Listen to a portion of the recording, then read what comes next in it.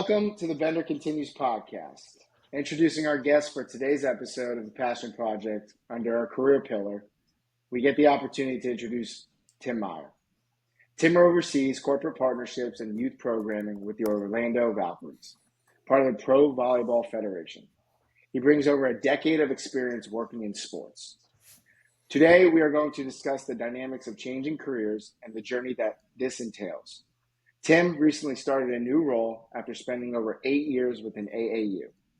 We are appreciative of his willingness to share his experiences over the last few months, and in hopes it will help with anyone dealing with the transition into their own career. Welcome, Tim, and thank you so much for joining us today. Yeah, thank you for having me. Happy to be here. Yes, sir. So, Tim, I know you've obviously been on your fair amount of interviews. So we got to start off here with the number one question you always get. Just give us a quick 2-minute spiel. Tell us a little bit about yourself. Yeah, well, I grew up. Who are you? Where are you from? Yeah. And what's something very interesting? I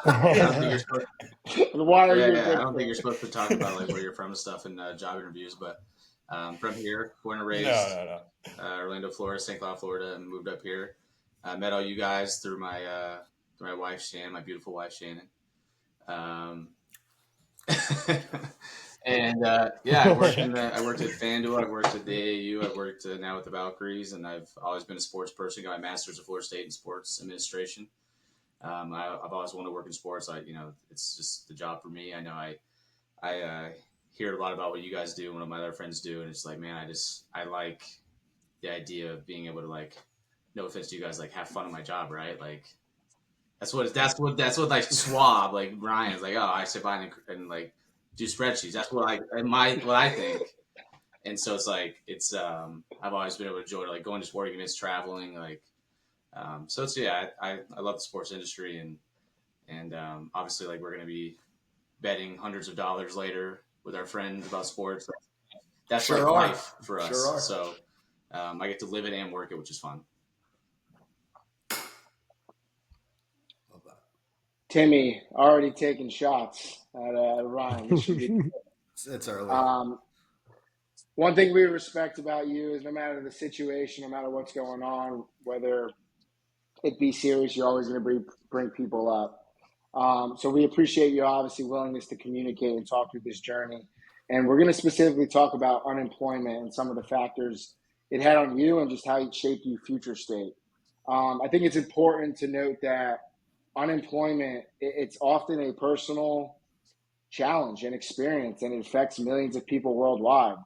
And it can bring a feeling of uncertainty, stress, and almost a sense of loss. But I think with your journey and what we're going to get out of this is it can also be a time of growth, self-discovery, and just resilience. So this episode more or less is going to focus on anyone who is facing or has faced unemployment, maybe going through a job search, wanting change in their career.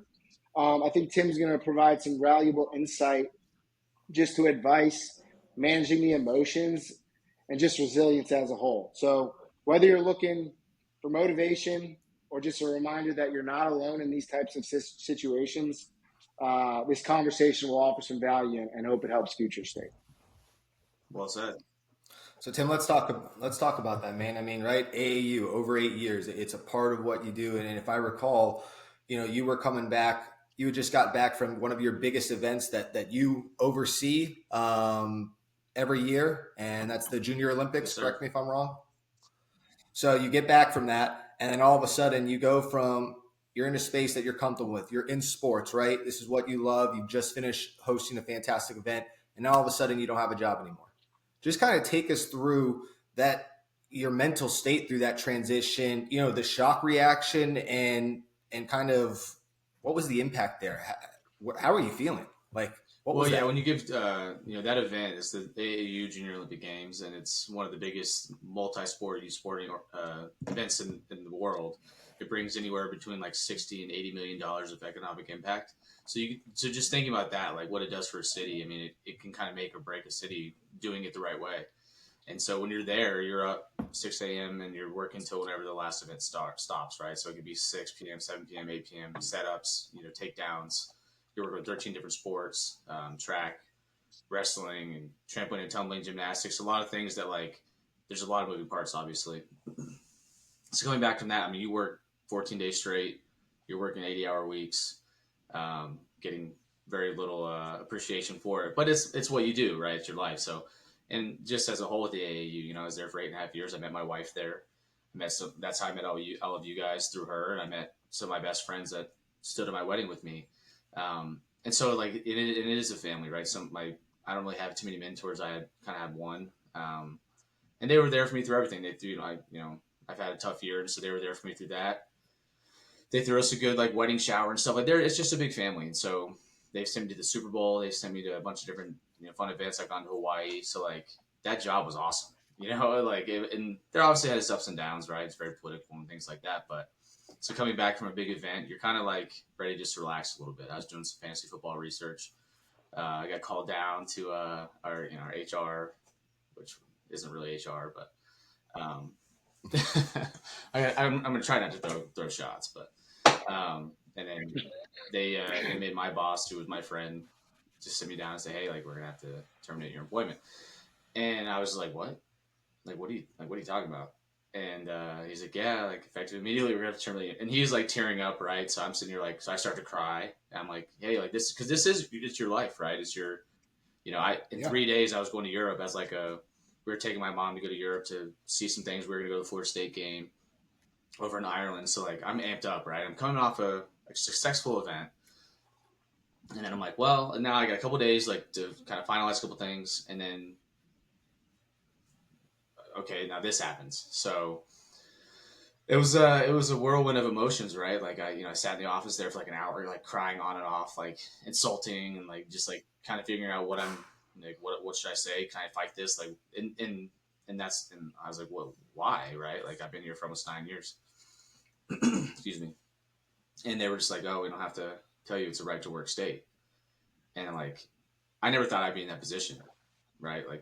No one ever thinks they're going to be told it's a right to work state, you're fired. Because I've never had any bad reviews. I've never had any kind of things like that. It's just all my stuff's been really good. Everyone loves me because Johnny said earlier, I try to bring happiness. There's a lot of people unhappy there, and I try to always be that guy that keeps the good vibes going, because there's no reason not to. And I think I was pretty universally liked there. So yeah, it was it shook me to my core, right? I called Shannon in the parking lot. I'm like, hey, are you sitting down? She was like, why? I'm like, I just lost my job. She's, you're kidding. I'm like, no. I'm serious. So I broke down again, and then came home, and luckily I have a really supportive wife who's like, yeah, we're gonna get through it, and yeah, so it was good. And obviously you got to take the positives. So I learned how my wife would react in that situation. A lot of people wouldn't be as generous and there for me as she was. So that was really nice. It's good to have that support system where Shannon can kind of act as your for sure, help you through that. But I can only imagine not to be able to get closure. That's kind of what ends up happening there in that regard. So well, and the worst and the worst part is I guess I didn't talk about that. It's he's like, all right, you're gonna go, and none of you guys have seen my office, but I've been to a lot of different events. I've been to a lot of different whatever. So I have tickets all over my board. I have a whiteboard with stuff. I have a bunch of memorabilia throughout the years, a Tony Gwynn signed thing, pretty expensive stuff. They're like, yeah, we can't let you get anything. We have to escort you out. I was like, what? And I'm like, that's just we work at the White House or something, like the Pentagon. And I'm like, are you kidding? I'm like, that's what I told my boss. I'm like, are you joking me, dude? I'm like, I've known you for 9 years. You're gonna escort me out. Okay. So then it became a little hostile there for a second, but it's just so they had to pack up my stuff, which I trust them to do that because I've known them for a long time. But so they sent 6 boxes home of all my stuff. I couldn't even do that. That was kind of what hurt the most, because I'm like, and I know it comes from the top and whatever, but I'm just like, really? And he didn't want to do that. He was hurt, and he still is hurt. But it's just it was kind of weird. Yeah, that's a tough thing. Sorry, Ryan. That's a tough thing, thinking about that A lot of people don't realize that when you work in any capacity, right? Wherever you work, you spend a hot majority of your time. So you become really close to the people that are around you just by association, by doing what you do. Spending, let's say, 40 hours a week in any environment, you're around those people a lot. I mean, like it's morning to night every single day, 5 days a week. And in most cases, it's more than that. That's like the bare minimum. So you become really close to that, and it could change the capacity of your relationship pretty quickly with people. For sure. It's part of your identity, man. And I think what's interesting is you talked about you're about to go on this trip of a lifetime, and you just get this news. So how did you, going into that situation and even coming back from that, just how did you cope with that situation? How did you stay grounded? How did you enjoy that trip? But then when you come back, how did you reset? Like, what was your thought process? Because this is something that's been a core part of your life. So many friends, family members, so many different relationships established, and then boom, kind of all gone like that. That can really send people in a spiral. And we saw it didn't for you. So we'd love to hear kind of just what was your daily challenges with yourself in that environment and with that. Yeah, I think like you said, it does become kind of part of your identity, right? Because so many branches of your life come from that, right? Like a lot of friends, like I said, Hmm. my wife, like family, so it's always going to hold a special place in my heart, right? I know a lot of people from across the nation from there, and I spoke to one of them yesterday, a couple of them yesterday, because it's always going to have a special place in your heart. But going to Europe, it's like okay, well, like, for one, I took the positive, right? Like I had already taken like 8 days of PTO to go, so I got all that back. So I got paid out for that, which is nice. Like I got paid to go, so that was nice. And it's one of those things like we have a really big event that we're gonna have to do some reconciliation on. We're gonna have to like do a lot of like back end work. So I'm like, hey, I don't have to do that anymore. So at least there's a couple positives. And I'm about to go on the trip of a lifetime with my wife and my mom. Like, why not? Like, it's just gonna be awesome. And I thought at the time it was gonna be the start of Florida State's 2024 national championship run. And that really sucked. That is Yeah, so that misery. sucked. But at least that was the end of the trip. So I think it's just like and for me, I've always been really good at compartmentalizing things, like in looking at the positive. And like Okay. I said, for like also, I Hmm. lost my dad in the last year, and so like after that, like for me, like nothing else can really compare to that, right? Like losing a job and a parent in the same year is Hmm. tough, but like it actually kind of helped because I'm like, what would he, what would he do? What would he have me be like? And he always was like, be tough, be tough, be tough. And one of the last things I said to Shannon was the same thing. Be tough for him. Like I want you to be his rock, which is really great because she has been. So it's not easy, but I think just I was looking for the positives at Europe. I was just like, hey, listen, I have nothing to do. Like there's so few times in life where you're gonna have absolutely zero to worry about. And like I'm like, hey, I'm 33. I'm in Europe. I'm gonna enjoy this, like, and not think about what I have to come back to because it's nothing. I just get to come back and relax. And so that was actually really helpful because I'm like, I knew that I was gonna get paid out. 'Cause I'm very money motivated, and so I knew I was gonna get paid out, like because they do it like you're delayed almost 2 pay periods, I think. So I knew I was going to get paid when I was in Europe, and I was going to get paid one more time, and it was going to be like a double paycheck. So I was like, okay, like I have a little bit of time too. So you just gotta, it's like you just gotta look at it very like black and white. Don't let this stuff, because obviously I have my moments. Like I had a moment yesterday where I got pissed. Like it still comes and goes, but um, yeah, how can you be mad when you're in Europe, anyways, right? Like how can you be mad when you have like you're having the time of your life, like you said, trip of a lifetime. Love it. I agree with you. You said something though just a couple minutes ago, like when you lose someone that's really important to you, um, especially like your father. I can relate to you with that, and we've had talks about that before. But it's like it almost becomes like everything else, like literally 99.9% of stuff you become numb to because nothing could be as worse as that and that experience and that weight on you at that moment in time. So same for me and with when you look at it like that, it's like, well, whatever. Like, well, life will go on. It'll move. It won't move past this. It is what it is. So I think you have to take it like that. It's like, well, you know, it can't be that. It's not that bad in the grand scheme of things. I've dealt with worse, and this is like whatever. I'll transition, and I'll just pivot, and that's what it is. You got to pivot.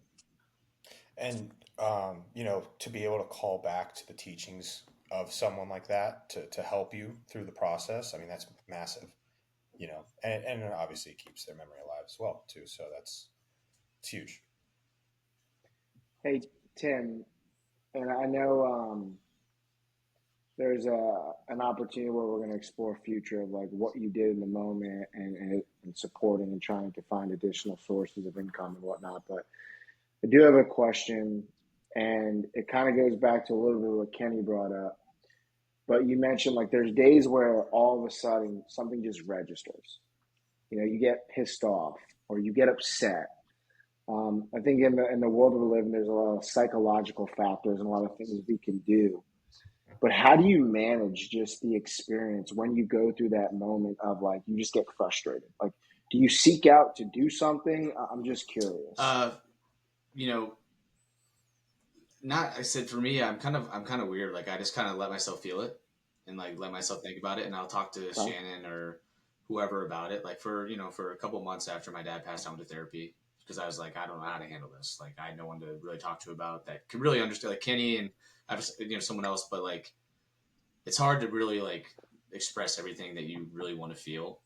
And ultimately, me and my therapist didn't bond like too well. I mean, it was good, but like she always told me like just let yourself feel it, and so like you kind of just have to, right? Like the other night, I was laying in bed and so came across the video, and it kind of reminded me of my dad, and so I cried. I was like, okay, you just gotta cry and let it out, And this goes the same for work, Like yesterday when I was on a walk, um, it I was like, man, like I'm pissed. Like I didn't get any closure. Like I'm happy I moved on. I was ready to move on, but like not on my own terms. And so I just like, I don't know. And sometimes honestly, I'll talk to myself about it and like, I'll just talk out loud.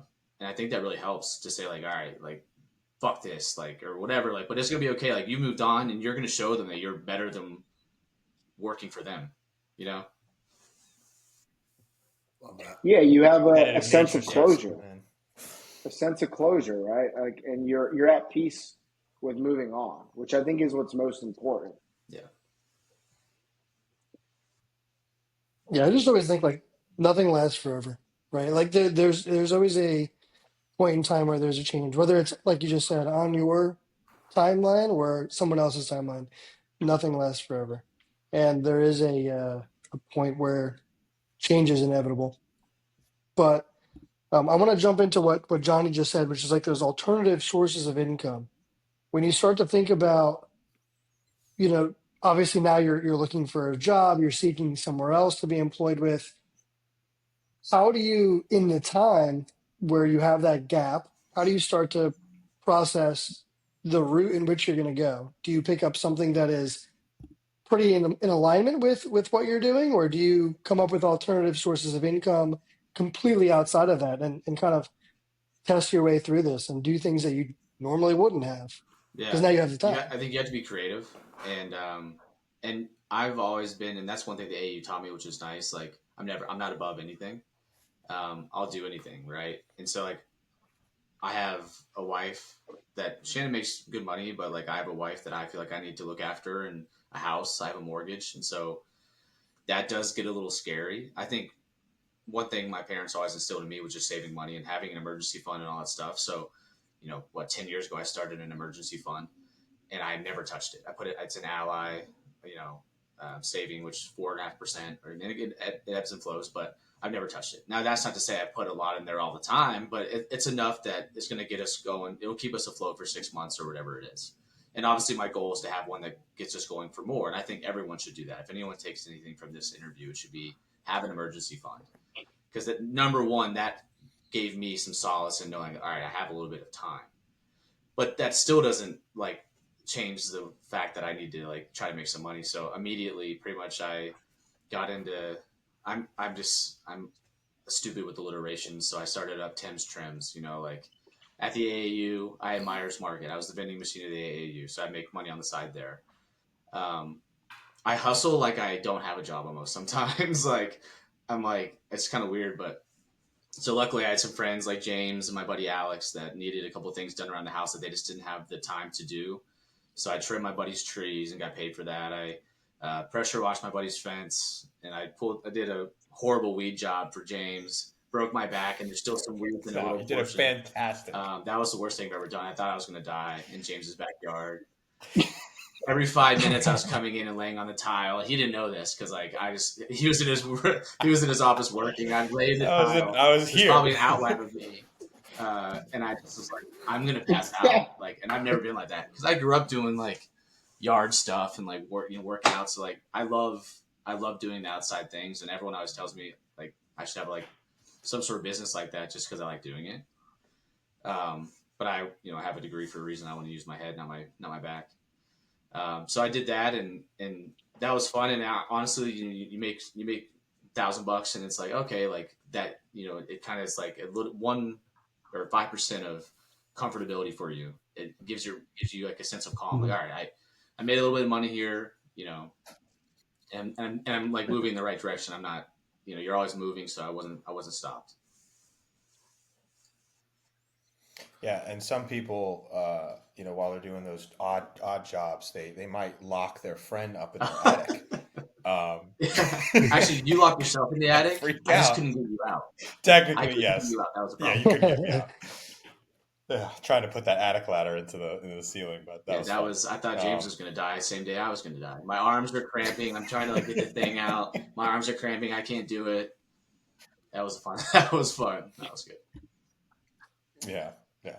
Now, do any of those like odd jobs, did you have a thought at any point in time where you were like, this is actually not bad and I can see myself like maybe creating my own business or taking this to the next level? Or did it kind of give you a thought of maybe you wanted to change Yeah, it routes did, completely? honestly. Because, when you lose your job, you become jaded. So, like, I was like, I don't want to work for the man. Like, fuck the man.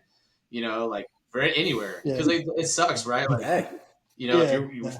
if it's just like, it's such a weird concept that, like, I have to ask someone to take off work to live my life or something, And so, like, I was very, Yeah. very, like, jaded.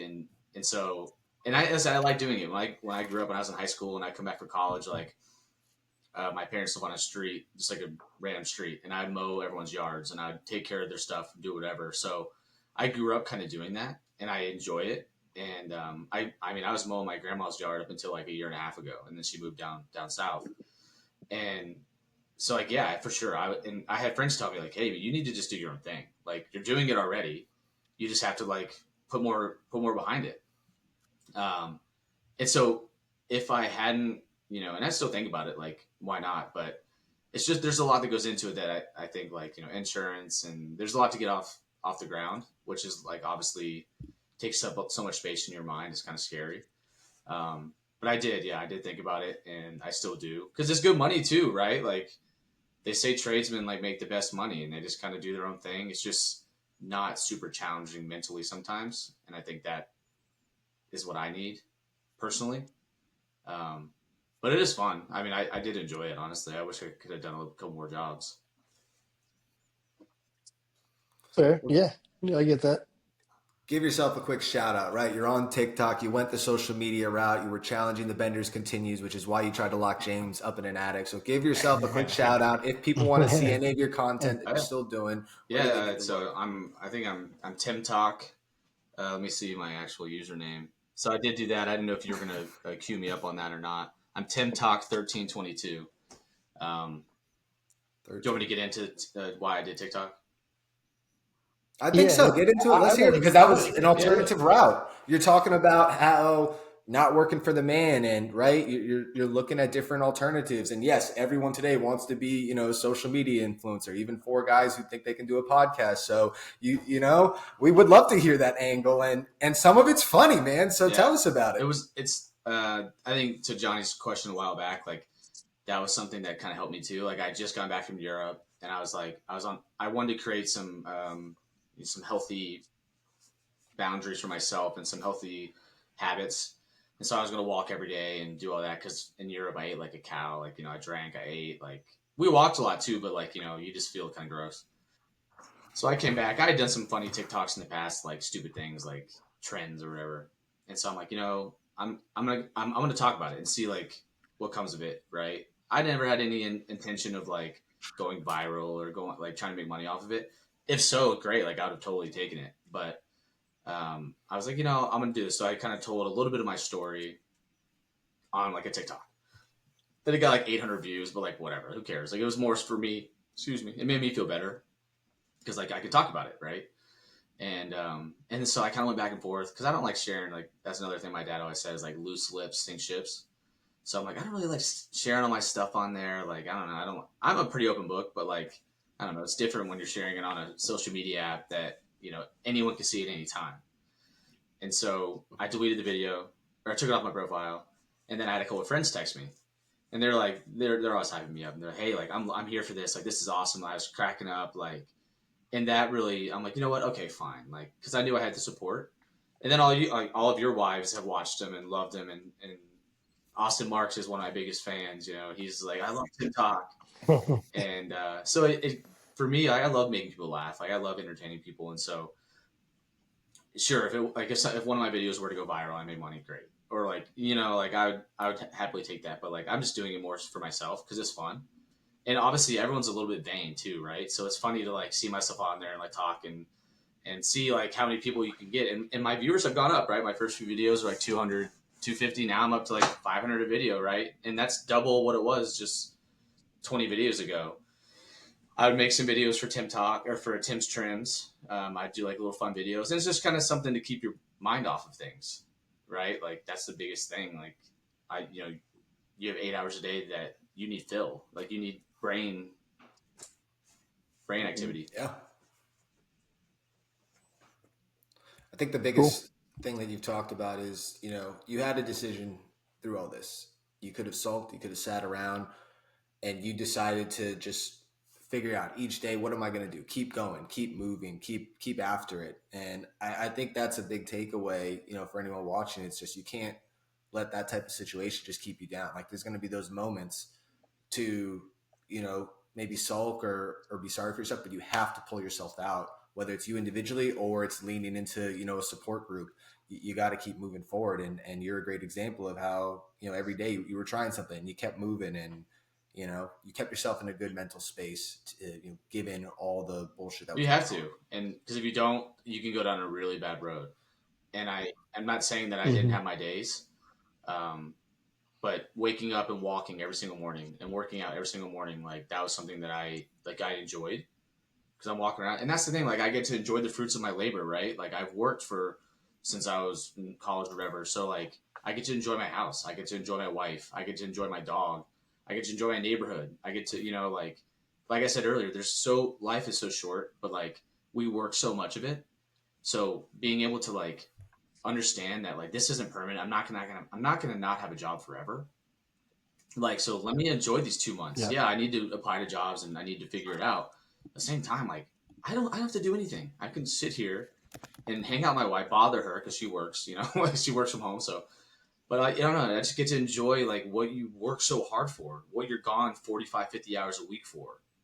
Like I get to sit here and enjoy it and like decorate my house and clean my house, organize my garage. We got to go to Virginia for a week and see my in-laws, and like I enjoy staying there. Like I don't know, there's so many positives to take from it that like I might not ever have that again. Like I might not ever have a 2 month period where I'm not working until I'm like, unless I either have a kid or I'm like 60 and retired and then I can't move. Like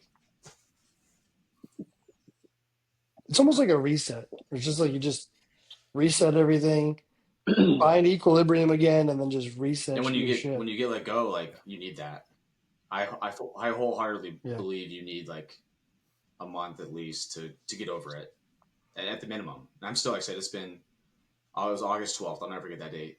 I got back from Europe August 26th, and I started applying August 27th, and then I got a job offer the 3rd and went from there. But yeah, you need a reset for sure. And some other things I thought about doing, like maybe I'll Uber Eats, maybe I'll do all this other stuff. I never came to that, but It's enticing stuff to do. It's like, nothing's beneath me. It was just like, I just didn't want to do that. I'd rather do my own thing first.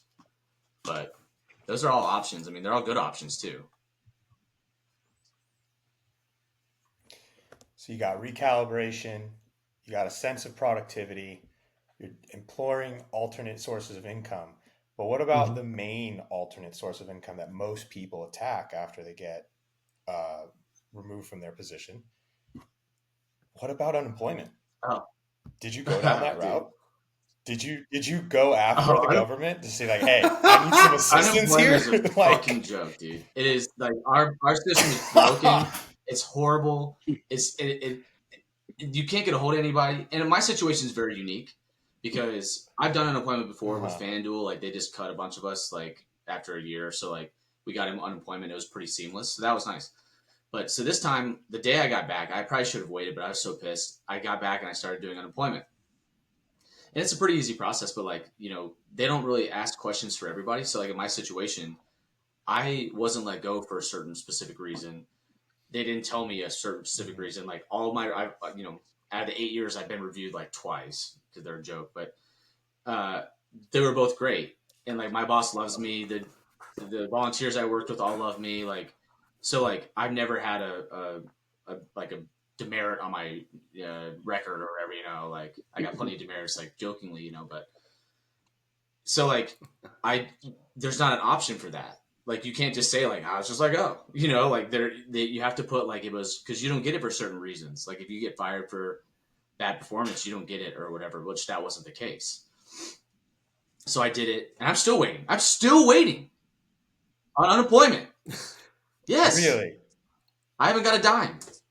And I don't know if I ever will, because I've applied. So like I applied to 40 different jobs over the time, and some of those were purely just for unemployment purposes, right? Because you have to apply to 5 a week, and you have to log all of that. And so I was doing that, and for I don't know, because like they went through the fact finding portion, all that stuff. Everything was good, I guess. So I don't really know what they're waiting on. Like in my account, it just says I have decision pending adjudication. And so like they're waiting to rule. I don't know, but like it's been almost 12 weeks now, right? That I've initially started. You can't call, you can't email. There's not a thing to email. You can't call. I'm messaging people on Twitter. Like I'm like, will you please fix this system? I'm like, honestly, I talked to Shannon.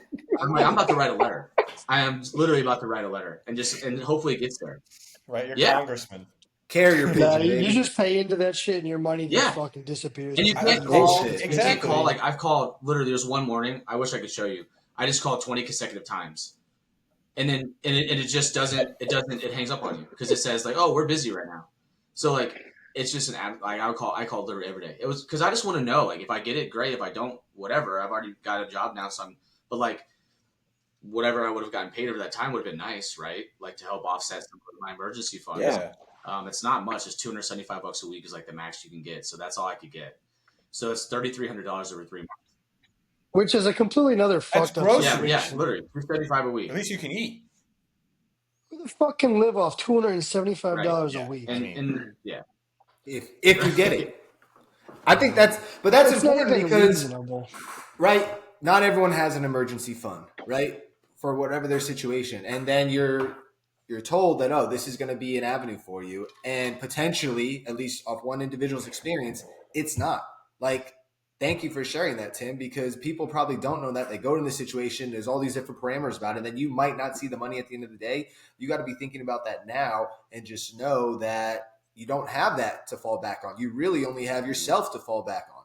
And that's important. Yeah. It's fucked up. It's important. And luckily for me, I think of a lot of different scenarios. So I had like 4 different scenarios kind of played out within our budgeting that Shannon and I worked with. And that's communication, and money is very important. Obviously, some couples don't see the same. So luckily we do. And so I knew if I didn't get it, what kind of we would need, which is why I kind of jumped on and started working and getting some cash. Because you never know how long you're going to be without a job, right? Going into the holidays, and it's a really hard job market. So that is kind of like, I think that's what kind of pissed me off yesterday too. I was trying to like upload some stuff, and I'm like, how is this? This is a joke, man. Like, and you can't. And that's the thing. Like that's what's worse. You can't get a hold of anybody. And like if they could just tell me, hey, you don't get it, or hey, you do get it, or it's going to be 10 weeks or 12 weeks, whatever. But there's nowhere that says that. It's like a website built back like Kenny. You need to get with them. Like it's a site built back in like the 50s, dude. Like we need to update their system. Like The most interesting thing is like to go through that, you need an RFP, yeah, right? And then to get qualified and to do all of that, like we have ran through that process to be able to work with government contracts on that side. And even that yeah. is insane. I have to pay the city, the state, the government, the United States for different levels. They have to go through vetting processes for it's the craziest shit in the world. And then the process that they go through, 2 years later, they'll get the job. It's crazy, Fucking isn't it? nuts. Yeah. But then they just don't want to give you money. Correct me if I'm wrong here, and maybe Kenny, you actually know this since you own a business, but doesn't your old business have to technically cover your unemployment when it's applied for? And that's usually why jobs try to avoid firing people.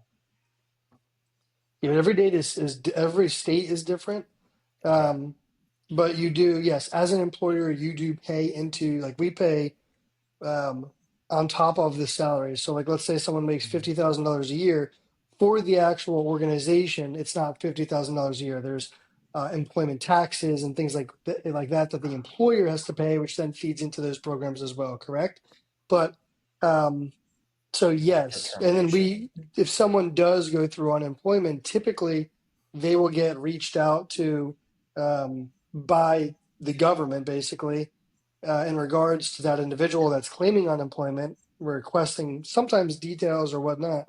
But what happens through that process, like who really knows? You know, they go Hmm. with the whole process. I'm not sure. We've had that happen, but you answer questions and then that's it. Like on our side, I mean, we pay into it. Like I have no choice as an employer. I have no choice. I can't be like, no, opt out of that. Like, not really something that can be done. So I just eat it, kind of.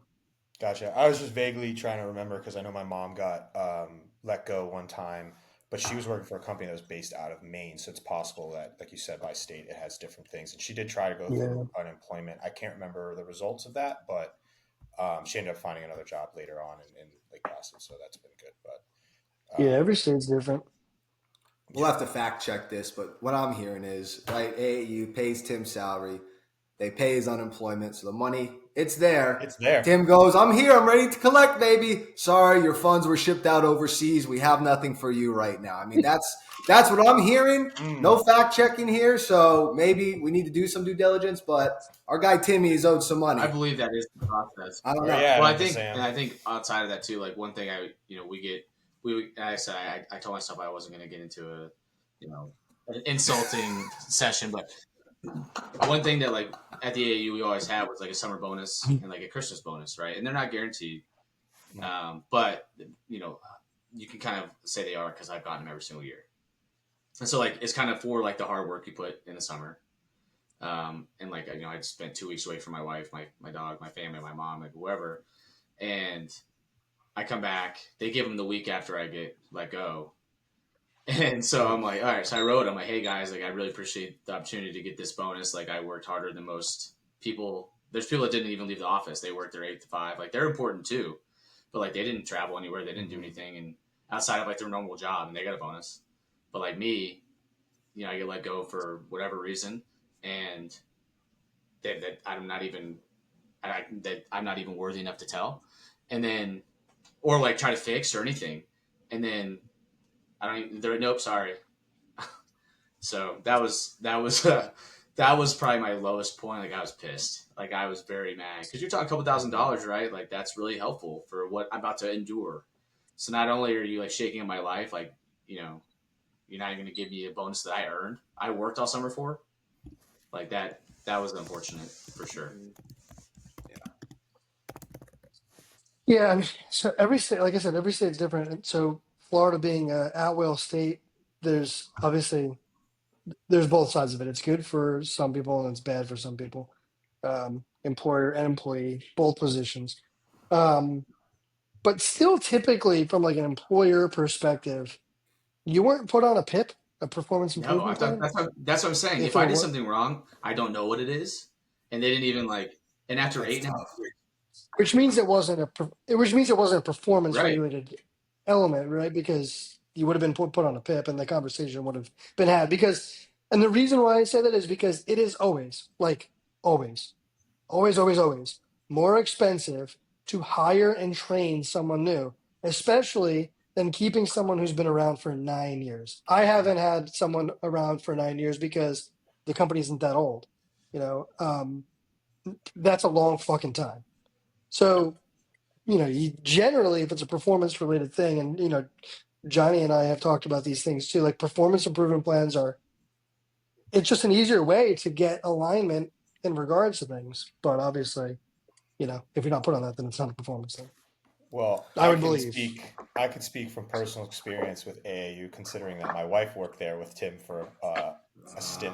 It was Oh 2 to 3 years, but they don't have an HR department. It's not formal, so it's understandable that they didn't go through. I don't even know if they I know was what a just about PIP to say is. that. I'm glad you said it. I didn't. That's fucked up. How many We employees have do they have? 50.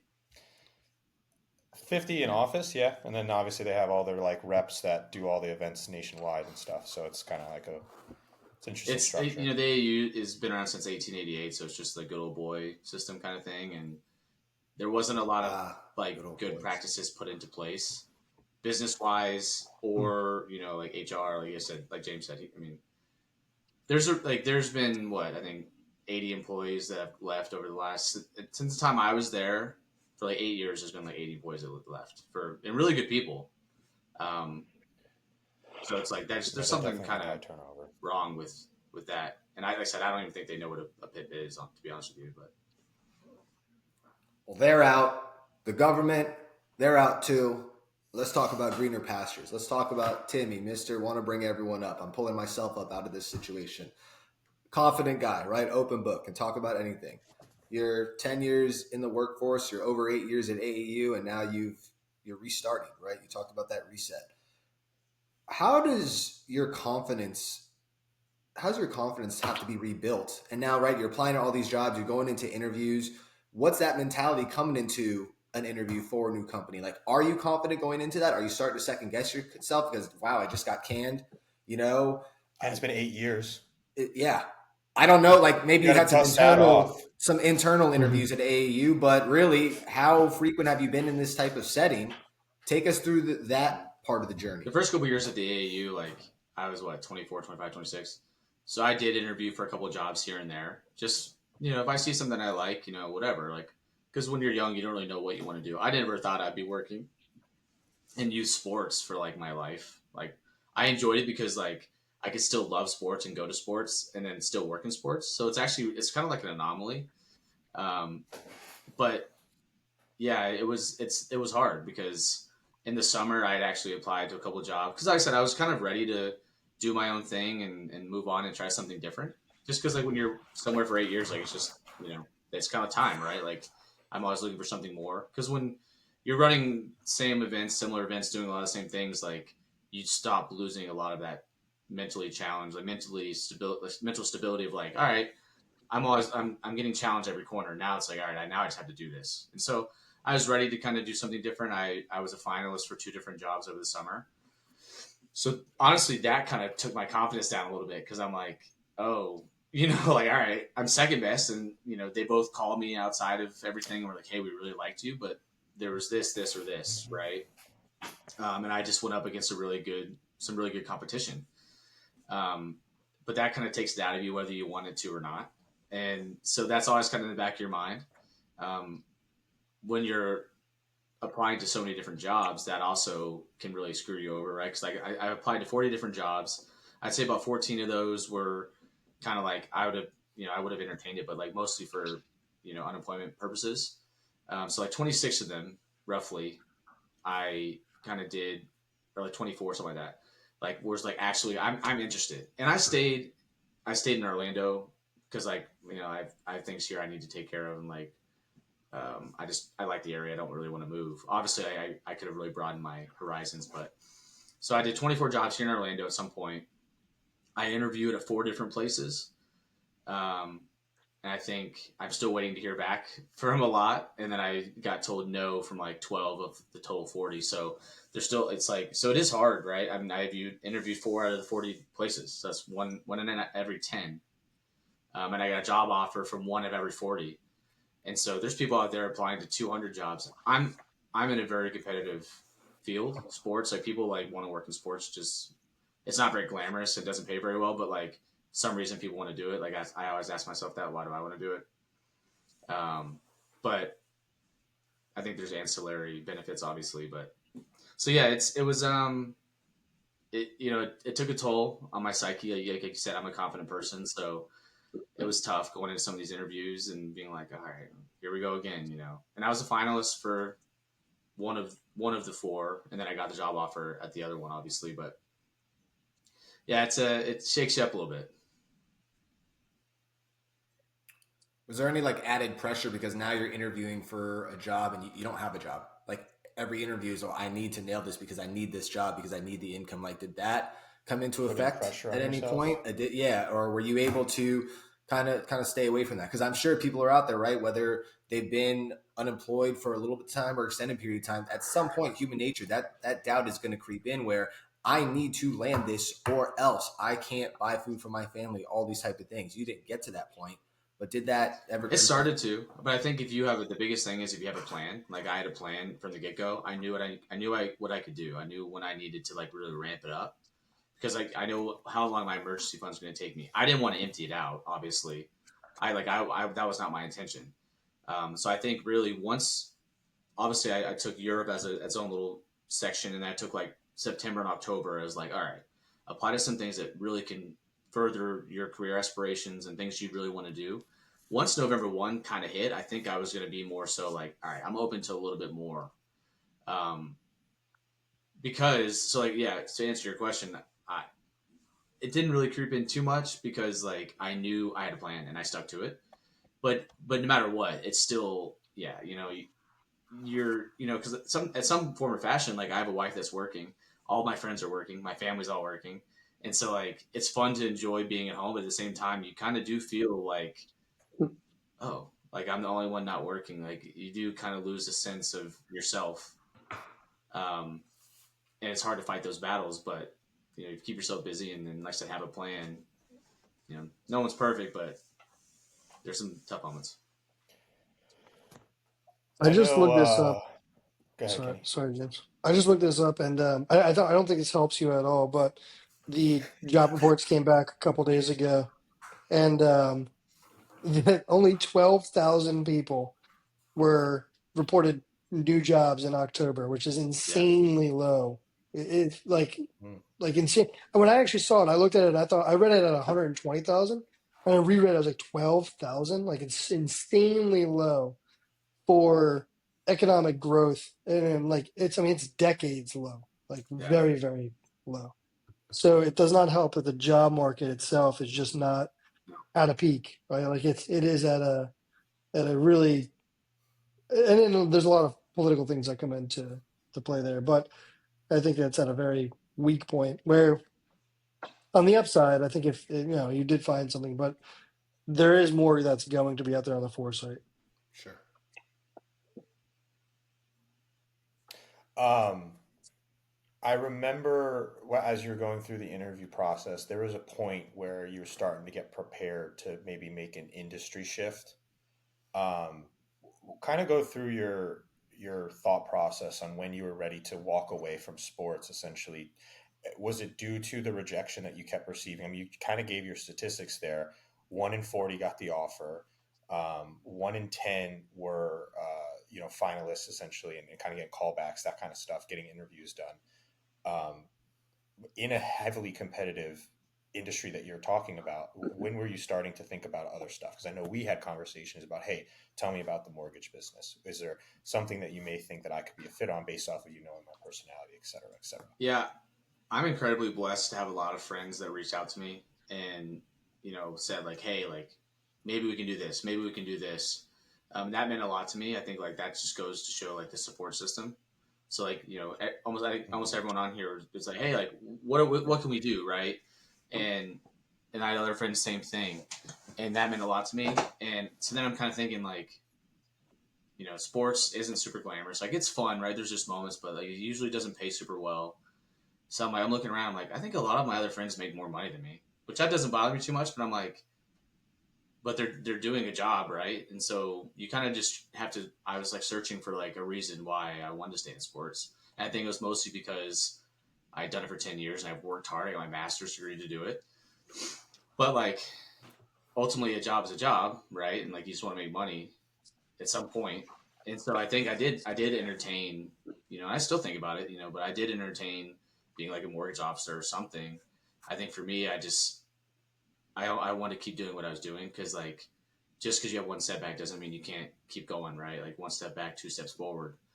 And so I thought about it, but I really seriously did. But I was just like, I worked so hard to do this. I want to keep trying and at least give it a couple more shots and see where I can go.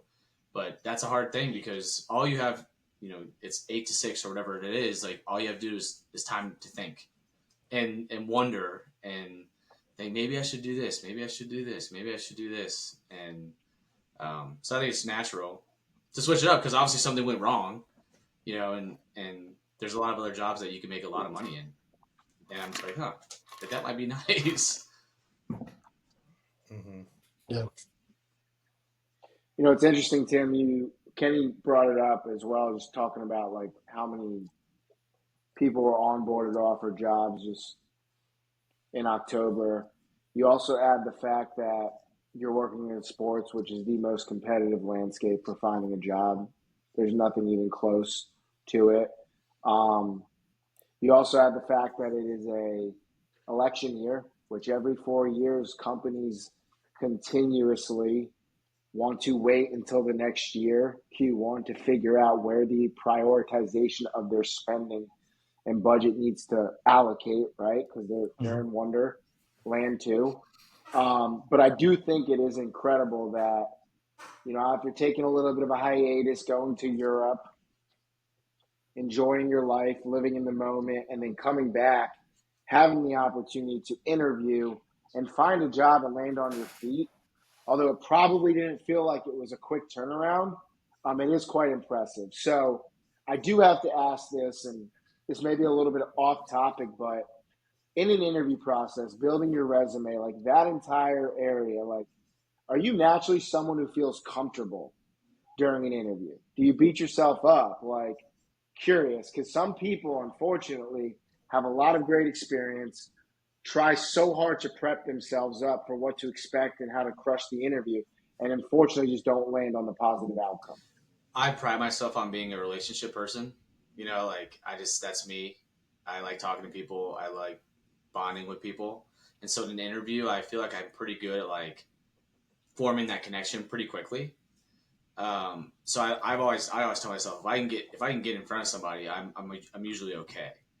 And I don't know if what I've done has proved that or not, but I think like being a finalist for 2 jobs, at least getting through all those in a couple of different industries that like I was missing some pieces of experience in, I think kind of proves that point. Because it is tough, right? Like I've only really came away from a couple interviews thinking like, shit, I did not do well in there, because I've just always been comfortable speaking to people. I've always been comfortable like in those situations. And plus, if you're applying for jobs and interviewing for jobs that like you actually should be interviewing for, like it's pretty easy to like communicate your experience and like because you should be comfortable, because like it's everything that you've done. It's like it should be an easy conversation. It shouldn't be like I suit up and everything and I'm ready and I'm nervous, but it should be a pretty easy conversation at some point because like you're interviewing for a job that you have experience doing. Yeah, I think that those like personal skills can go so far. They're I think they get you above because I think it's still, which is crazy. It's still hard to find someone who has good interpersonal communication skills that can actually communicate, that actually cares about relationship building, that can talk and discuss topics with you and not be awkward. So I think that you have that, a lot. You can talk to literally anybody. Like I've seen you talk to anybody. So I mean, that's a skill. It really is. As crazy as that sounds, because we're all people, but it's Mm-hmm. unique and a I know valuable skill I too. don't have that skill. No, Tim does. Tim Tim's definitely got I it. think definitely Jay, does. I think He's James, you got have it. it more than you think. I have it again, like you said, get myself in front of somebody, and if I can get a conversation going, then I'm good. I'm all right. It's more the approach part Well, that I hate, that's which that necessarily isn't that's needed for tough. I don't interviews, even like so it's Shannon fine. was talking about the other day how you were talking about some like you were captivating. Well, I think we were all watching football at Johnny's, and you were captivating the women about something and like going on about something. And Shannon's like, yeah, like I'm like, well, that's James. Like I think you could talk to more people than you think. I talk to people Yeah, if I that's know true. them. I'm an Yeah, introverted extrovert. Is what I like to tell Yeah, Tim myself. just walks up to random people and he can just Tim, you start a could just conversation. how's it going, literally buddy? Yeah, yesterday in our elevator, right? really cool. I'm just like, it's in the morning. I'm in a good mood. It's Friday. There was this girl holding a loaf of bread, and I was like, oh, I'm jealous. Like that was pretty good. And she's like, oh, that's my boyfriend's bakery. Like, would you like to buy some? I'm like, God, why did I do that? So she followed. She was on my same floor. She followed me to my office. She goes, "Oh, this is your office." Yeah, I was that's like, funny. "Yeah," because it's like a shared suite or whatever. And she's like, "Oh, I'll bring you some. It's a sample on Monday." So now I got a bread sample to do on Monday because I was nice and tried to talk somebody in the elevator. I was Well, actually going to say that. I was going to say you bridge the gap by, I would say 50% of the time it's witty comments. Like, like I don't know. You just come up with witty things to say that aren't like intrusive. They're funny and they're like, I think they put people's guards down. But that's like that's your unique proposition. I would say like you could bridge the gap in any type of setting by putting someone's guard down and literally starting a conversation with them. But you catch them off guard. And then sometimes now it's going to lead you having to spend $100 Yeah. on someone's bread. But So make me follow that's my Instagram and everything. Oh, that's trouble. So if you guys want some homemade funny. bread, I can happily Sweet. provide. hey, now you're listen. Now you're getting after that, Brett. I'm All gonna hey, right, listen. I'm that's gonna make good. that guy Exactly. be a partner with the Valkyries. There you go. There you There you go. go. Yeah. Sponsor right there. So, Tim, obviously, the journey of just rebuilding confidence and kind of focusing on what you can control and going through interviews, landing a job, it's quite a success story. And obviously, the friend group here, knowing you, we're proud of you, um, and we're not shocked. But I think now it's future state.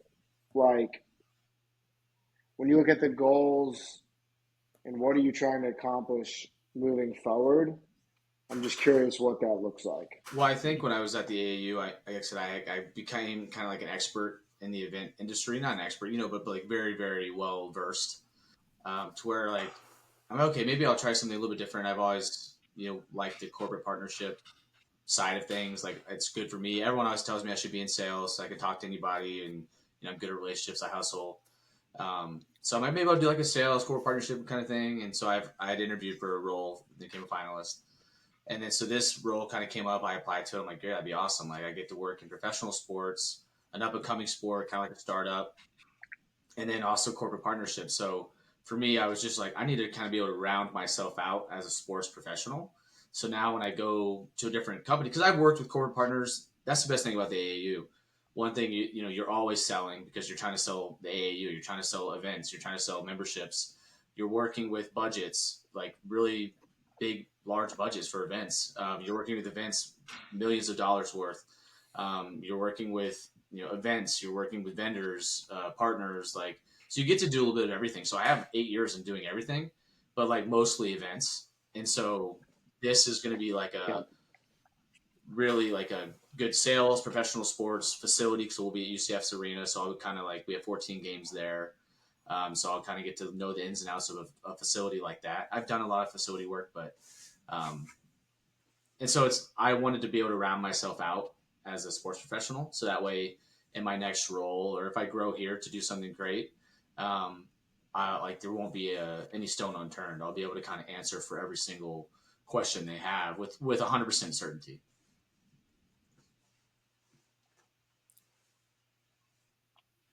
Love that. That's cool. That's cool. I know Bobby did some stadium work for the Panthers for a while. So are you like really involved in the stadium since it's UCF Stadium, or it's just basically the event itself with the Well, so right Falcons? now, we have an events team. I'm the corporate partner manager, so I sell and manage a lot of the Okay. relationships with our current partners, like our biggest being like Advent Health. And then we have some others, and I'm working through some deals. I have meetings because our season starts in January. So really, more so for me at the games, I'll kind of be in like the VIP areas. I'll kind of wherever our partners are. We try to bring a bunch to the games. So I'll kind of be hanging out with them and kind of building relationships and just account management on that. So I'll be there pretty early, and I'll probably stay after and help do some things. But it's just more so like because when we have the arena, it's hours for the night, right? So we kind of do different things that like UCF doesn't, Yeah. which is pretty cool. So like Mm-hmm. that's where I can like lean on my event experience to help with that, and then also say, I've been a part of a professional sports event setup and all that because we can do we have a lot of creativity we can do with like anything. We have a B2B area, we have a suite area. We use the Black and Gold Club. We have a party suite, a floor suite, floor seats. So like we have so many different areas that we can kind of brand and move forward with, which is pretty neat. I have the creativity to do that with any of our partners. So Mass Inbound, Tech System, Schwab, FBC. I hit up the FBC lady. She hasn't wrote me back yet. We need to get on her. Well, we'll see. I'll go walk into her Yeah. office on So still with Tuesday. Stephanie Simmons, I believe, right? Yeah. Yeah.